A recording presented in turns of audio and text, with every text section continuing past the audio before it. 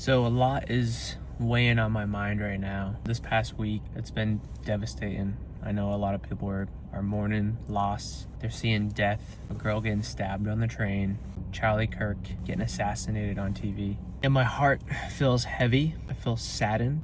I want to be more vulnerable, and it's tough for me because I want to cry. I do. I really want to cry. I want to just let it out and grieve this loss. I just don't know how.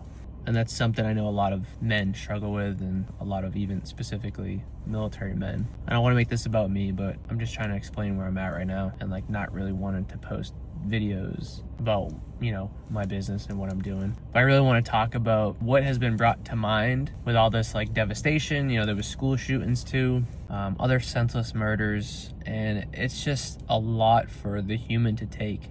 I hate opening up my phone and seeing a murder. That's the last thing I want to do. Part of me thinks it's by intention, it's by design to keep us in a low vibration and lower, which is fair. As I am mourning this loss of this girl that got brutally stabbed on the train, and people sat by idly and turned a blind eye, I felt helpless. I was like, what if that was me? Or what if that was if I had a daughter and she was there and no one stood up to help her and they pretended like they didn't see it?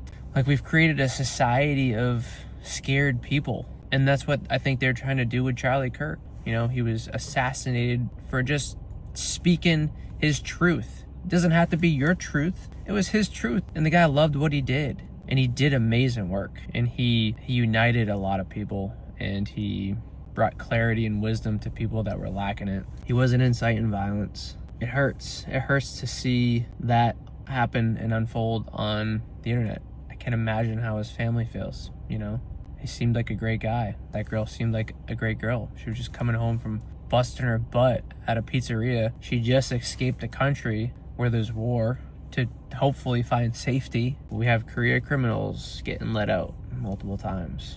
And it just hurts.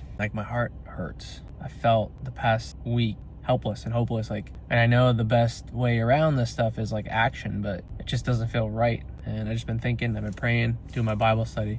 And I think we need more people to rise up. And I think if we want to continue Charlie's legacy, we need to stand up. Whatever you believe in, you need to stand up and you need to speak it. You can't let them silence you. You can't let them silence your voice. You shouldn't fear being able to speak your truth. And I'm new to faith. I'm new to religion. I grew up in it, but I'm new to really a believer and all in, within a year, since a little over a year now. I think the best thing that we can do is, one, spread love, but two, continue to have these open conversations. And three, I think community. I think going to community groups and working out and talking about faith, talking about your beliefs. I think that's how we heal as a country. I think the biggest issue right now is social media. I use it as a tool. I use it for my business. I get the power of it, but a majority of people don't use it as a tool. They use it to spew hate, negative comments, and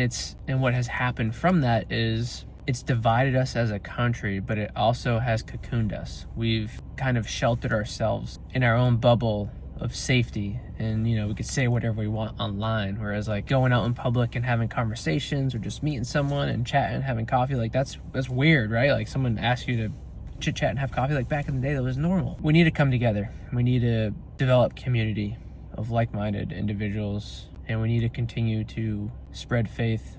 And this is hard for me to talk about this because I'm so new to my faith journey, and I don't feel worthy of starting a group, but it's leaning more towards I need to just start it and do it, whether it's just a coffee meetup and we talk about how to become better spouses, partners, just having conversation and chit-chatting over coffee, or whether it's starting a workout group where we go and do a ruck. We also encompass faith.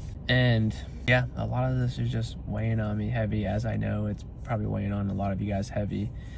And it just hurts me even more just to see the negativity behind it. People rejoicing and cheering at the rally when Charlie got shot. What? I feel those people are mentally sick, and I feel they need help. They need Jesus.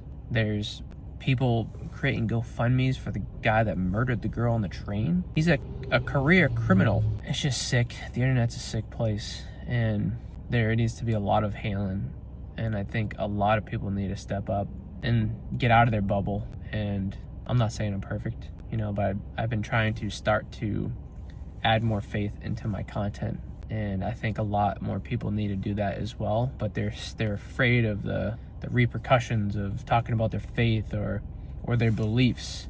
And by doing that, it's caused people to be scared to speak up. And you see your favorite creators go about their day and posting as usual, and it's like, how do you do that? Like, do you have a soul? I don't get it. And I've lost thousands of followers for posting my truth and my belief, and I don't care, because I don't want you part of my tribe. So like, if you don't agree with this stuff, go ahead and follow me. I'm not trying to attract people like you. I'm trying to attract people that are like-minded, growth-oriented, and open-minded, that can have open discussion and open dialogue without wanting to kill somebody because of it. My goal and hopes of starting this group is to develop people and also develop myself, because I'm here to learn as well. And I want to be surrounded with like-minded people. Once I get more details on it, I'm gonna let you guys know what the next steps are, but it'll be something here, Jacksonville Beach, where we meet up once a week, get a workout in, talk faith. You guys teach me, I'll teach you guys coaching, I'll teach you fitness. But yeah, we just need to come together.